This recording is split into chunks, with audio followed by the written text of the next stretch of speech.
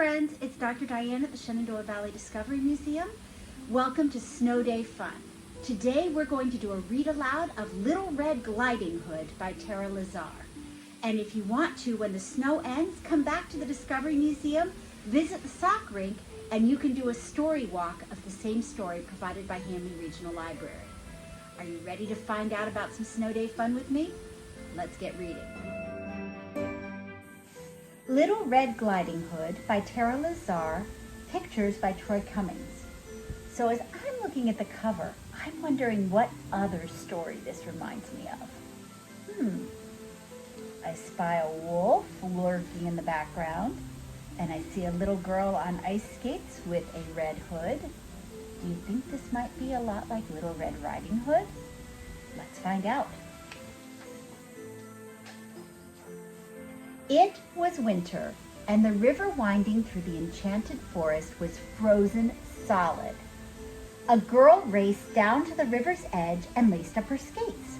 Then she swizzled and twizzled across the ice. She did fancy figure eights, lovely loops, and willowy waltz jumps. Her spins were superb, and everyone called her Little Red Gliding Hood. Little Red's skates were worn in and worn out, no longer snow white and a little too tight. She frowned at the creases and crumples. Soon she wouldn't be able to use them to skate to Grandma's. She went there every Sunday. No more visits with Grandma?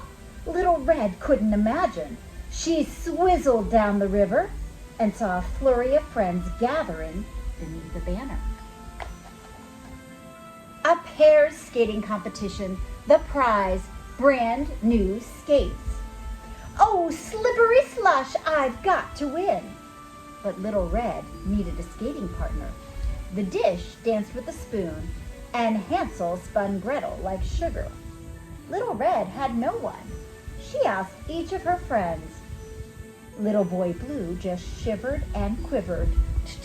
Too cold. The 7 dwarfs were more interested in passing a puck around. Old MacDonald slipped and fell. E-I-E-I, ouch! Little Red shook her head. None of these partners would do. Maybe Grandma could help her find a partner.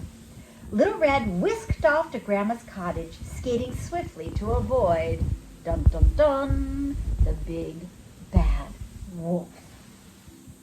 Over the river and through the woods to Grandmother's house I go. Little Red arrived safely. Oh, slippery slush, she said to Grandma, slumping into a chair. I can't find a partner for the skating competition.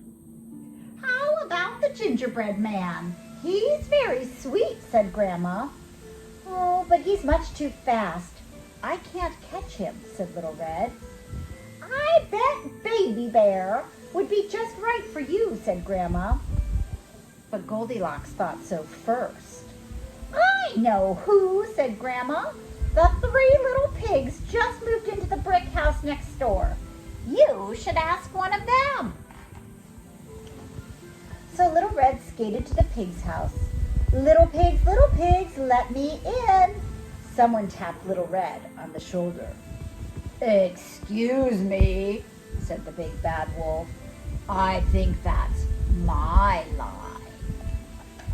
Eek the wolf! Little Red sprinted away. Her worn-in, worn-out laces began to unravel. Hey, glide back here, yelled the wolf, giving chase. He swizzled and twizzled across the ice. Little Red pushed on faster, but her boots were lopsided and loose. Stop! Yelled the wolf. He steered clear of fallen branches with fancy footwork and sly spins in pursuit of Little Red. Uh-oh. Little Red's skate flew off. Oh, slippery slush! What do you think's gonna happen to her? The wolf jumped in front of Little Red and caught her. Little Red shivered in fear. Aroo! You're gently put Little Red down. What? You're a super skater. But I was trying to warn you. Your laces are undone. Oh, Little Red couldn't believe it. This was the big bad wolf? Happens to me all the time, said the wolf. My skates are older than Rip Van Winkle. Little Red stared at his worn-in, worn-out pair. And then she had a grand idea. What do you think that idea is? I think you're right. Let's find out. The day of the competition, Little Red arrived early. She laced up her worn-in, worn-out skates, hugged Grandma, and slipped onto the ice. Trumpets blared with a fanfare announcing the official warm-up. But as the competitors swirled and twirled, a dark figure came zooming towards them.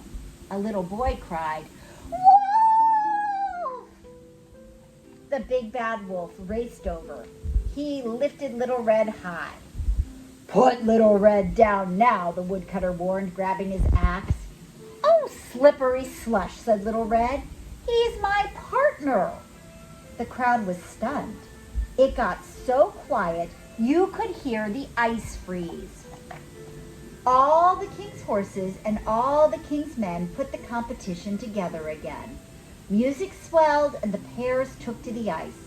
They wore flowing costumes and danced on ice like the Prince and Cinderella at the ball. In fact, the royal couple were even in the competition. The tortoise and the hare made a splendid pair. Jack Sprat and his wife did too. Then, Little Red Gliding Hood and the big bad wolf swizzled and twizzled across the ice. They did fancy figure eights, lovely loops, and willowy waltz jumps. Their spins were superb. No one could believe the big bad wolf was actually good. "That's a performance I'll remember happily ever after," cheered Grandma. The judges whispered, they nodded, they scrawled, and then they raised a row of 10, 10, 10, 10, 10, 10. Perfect tens. Little Red and the big not-so-bad wolf were named the winners. And what did they get when they won?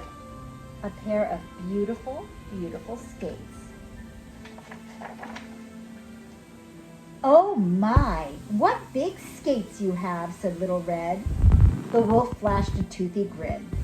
"All the better to glide with you, my dear." See? Thanks for joining me for our Snow Day Read Aloud. For more Snow Day activities and sensory-friendly fun, visit the Shenandoah Valley Discovery Museum's website and look for our virtual December activities. I've enjoyed reading with you, and I look forward to seeing you soon.